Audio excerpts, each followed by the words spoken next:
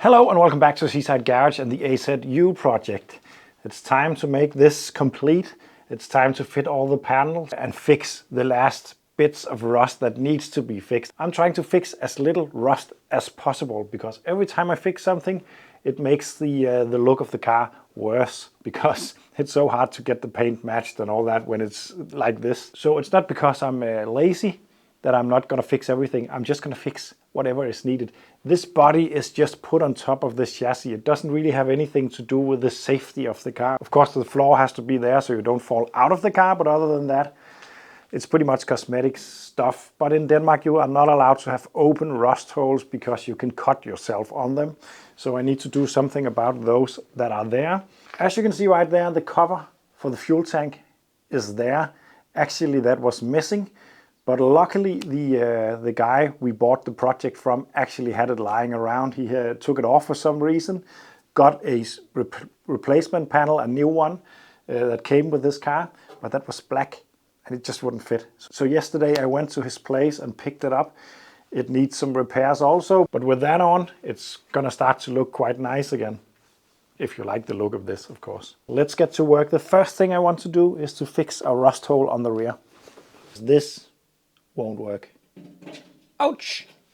This over here won't work either, but I'm not going to fix it just yet because I need to ask the owner if he actually wants to use this rear hatch. Because we have this, but we also have this, and the color is slightly different, but you won't notice it really when it's on there, I think.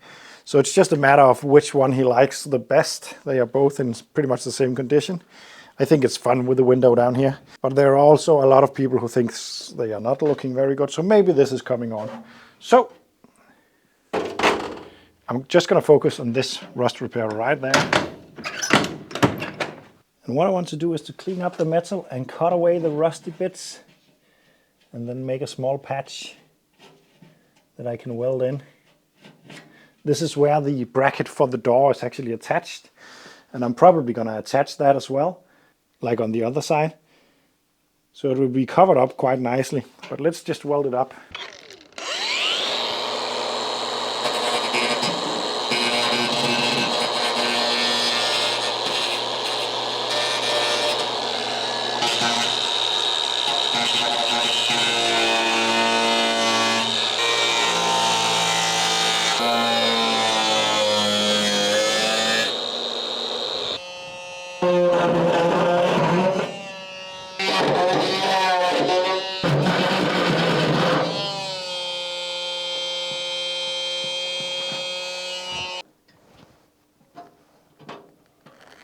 As you can see, part of the inner structure is also missing, just this piece. It's not really rust, it's because of metal fatigue. Because the bracket that holds on the door has been attached with 2 screws here, and it has been fatigued and been moving in and out and fatiguing the metal and then cracked it.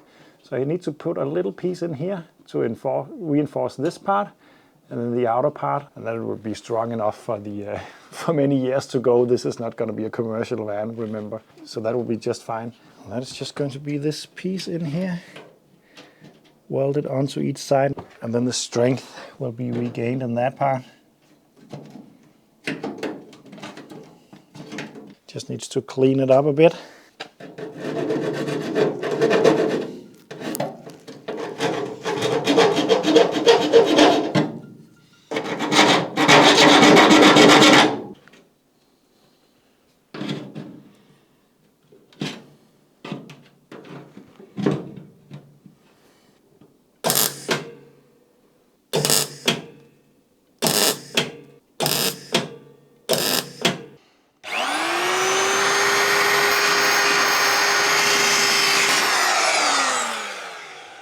And the goal is not to make this pretty, I just want something strong in there to attach the bracket to. So I'm going to give that some paint and then start to make the patch.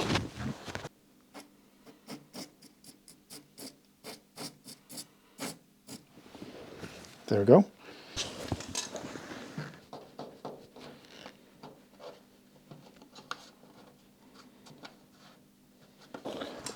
So I cut this out slightly smaller because there needs to be room for the metal to expand a little bit. So this is I think decent. I'm gonna make this into a piece of metal.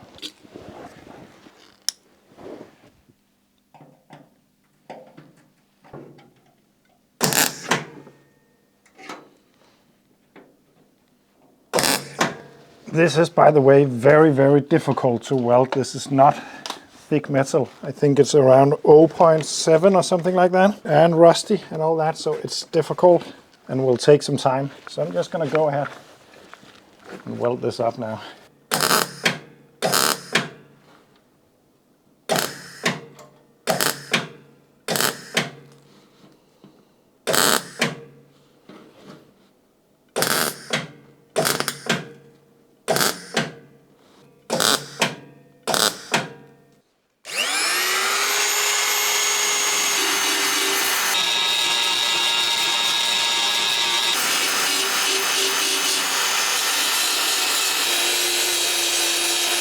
So this is it, minor pinholes and all that, but it doesn't really matter. It's very hard to weld in, as mentioned, but it's very nice to not be worried about warping because everything is dented and so on, so that helps quite a bit. If this was going to be perfect, it would be even harder. I'm just going to do a little bit more sanding.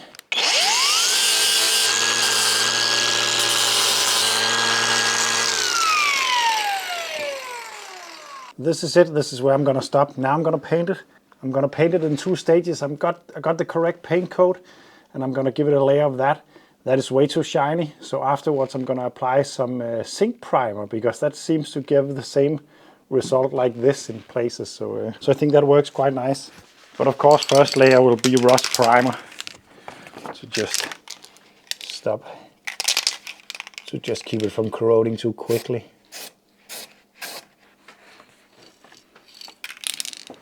So I'm gonna let that dry.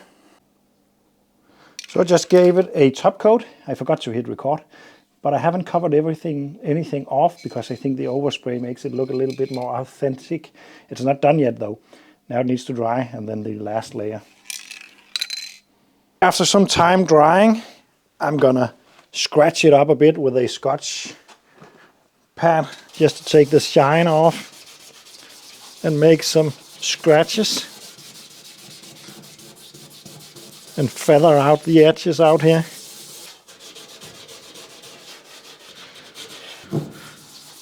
Something like this.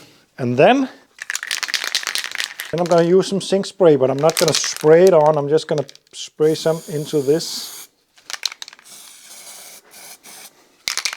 And then I'm going to use a brush to just dab it on a bit randomly. Like this. And then use the heat gun to dry that up.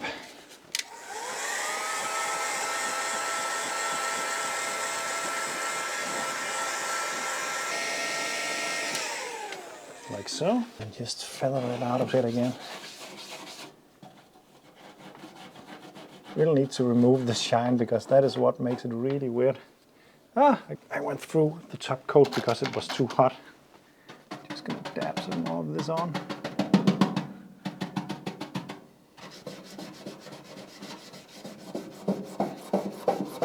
And okay, it's not perfect, but it's not something you would notice straight away. And I'm gonna stop here because this is going to fit right there. So I don't need to make it look better than this because it will almost not be noticed once this is fitted to the car. So job done with that one. So next up I want to fit this. And I need to make some kind of repair on this panel because it's very rusty down here. And it would actually be quite easy to fix because it's just a boxed section. I could bend that pretty easily and weld it in. But again, I'm trying to keep the look. So what I have come up with is 2 solutions, and I already decided which one to use. As you can see, it is rusty and loose all the way up here. I could weld it back on, just give it a few tacks and then put some filler on to get rid of all the sharp edges, but it would be, no matter what I do, it's going to be a botch, just to make it clear. But that would be a pretty bad botch. What I have decided is to cut it here where it's healthy. Then I'm going to weld a small box on to finish off this structure. Then just remove all this and leave it be like that. Again, this is just a panel that covers the fuel tank up. It's not something that gives any kind of strength to the car.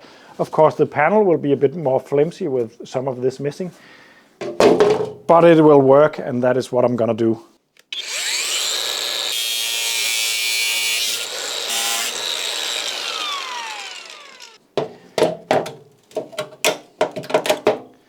There we go. And then my plan is to clean up all of this, remove the rest of the flange so there's nothing that you can cut yourself on. And then I'm gonna weld a square into that one, and then I think it will be all right.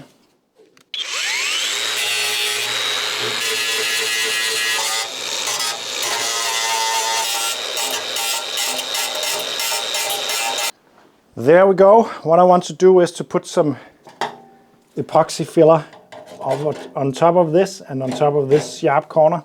I'm gonna give it some rust converter first and then just weld up this square over here. And then I think it will be all right, and then paint it and make it look a bit worn again.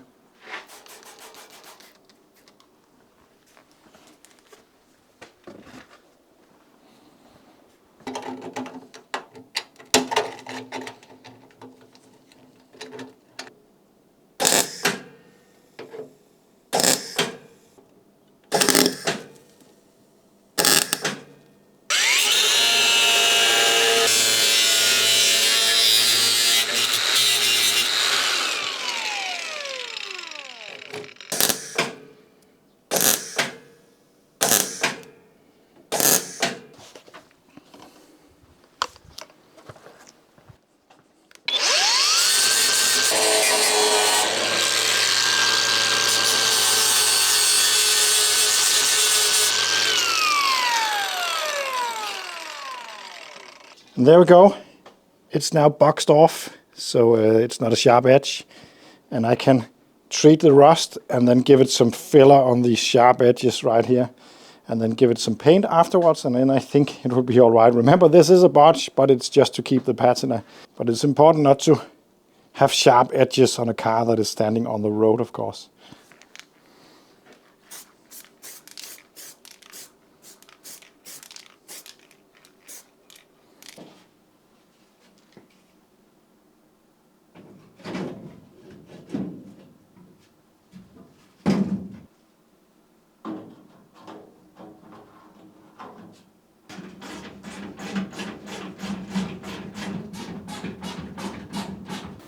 I'm not gonna fit the last one before I'm finished with the repair in this area, but it looks pretty nice.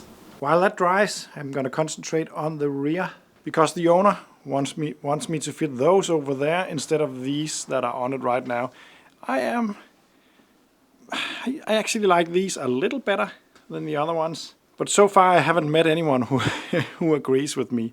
Everyone thinks that these are better, but maybe it's just because these were the ones that were on it when it got here, and I just think it's a bit fun. But I'm gonna remove these and then install the other ones. The good thing about the other ones is that they are in better condition, so I don't have to weld that hole right there, for instance. So yeah, that's nice.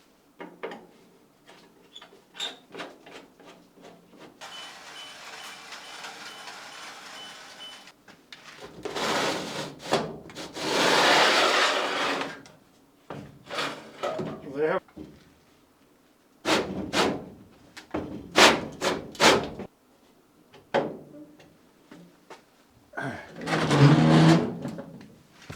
So the way the door is held in is by this screw. It got a bracket that goes into a slot right there that is also cut into the door. That way the door can slide up and down, and it's stuck. So when you remove this, it will just drop and you can remove it. So all I have to do is to just take those out. That is easier said than done because they are not easy to loosen. And my impact driver is not small enough for this. So what I have been doing is just put the screwdriver into the slot at an angle and then just give it a couple of taps.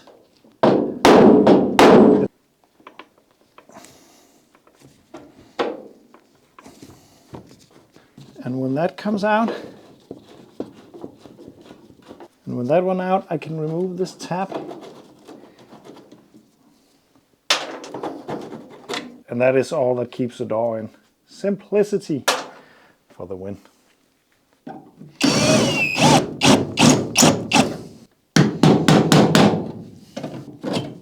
There we go.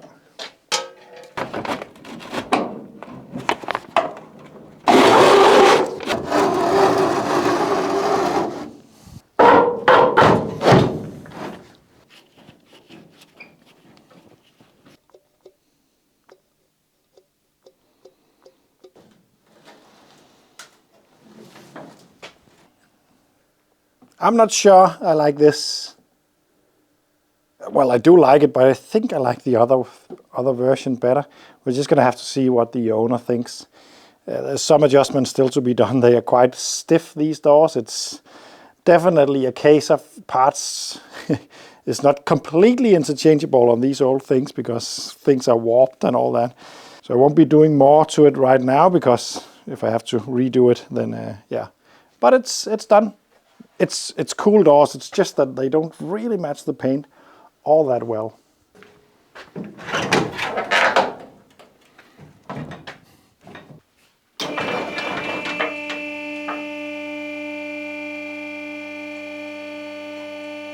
So first layer of paint over here is dried, and I'm just going to add some epoxy just to make sure that these edges are not too sharp and all that. This stuff is not regular filler. It's metallized filler. It gets extremely strong. I just want that to fill that sharp edge and that hole over here. And then I need this to dry and then just sand it down so it doesn't look too obvious. I have a couple of holes in the panel right here also that I was actually planning on welding, but I don't think that will succeed. So I'm gonna try to just use that putting also. If it works, it works.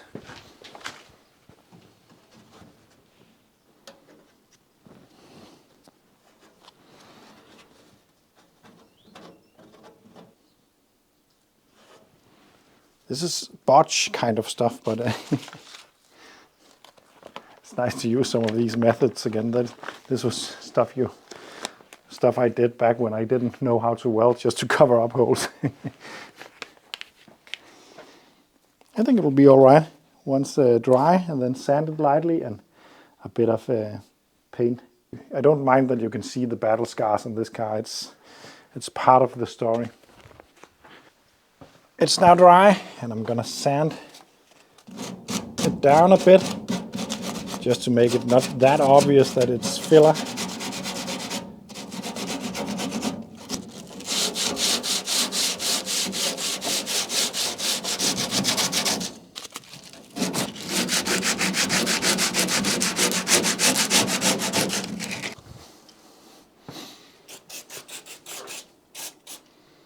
I think this is pretty all right. Now I'm just gonna apply some paint. I'm gonna use the brush this time just to make it a bit more random, but it is the correct color for the car.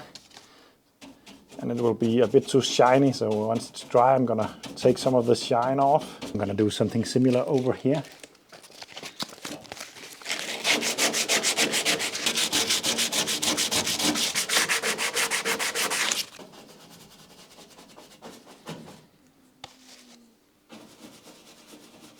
And some zinc primer from a distance.